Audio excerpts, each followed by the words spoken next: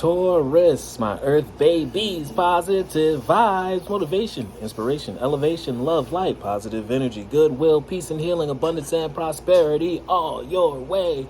Please like, share, comment, and subscribe if this page been a blessing to you. Your word of the day is the second door to manifestations and blessing is called faith.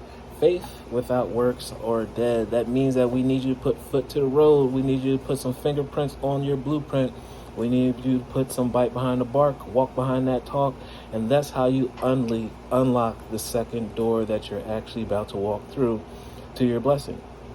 You have a great idea, you have an inclination, you have intuition, and only you can see it. You can describe it in the greatest detail, but the smartest person, the smartest being would not be able to understand your vision. That's why you're called upon to have faith and put in the work.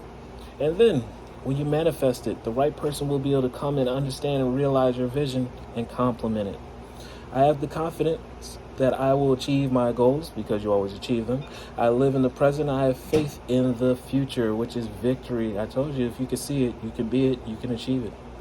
And I firmly believe in my value within the universe, which is priceless because you're being trusted with something that's going to actually break through and be something that I need and the world needs.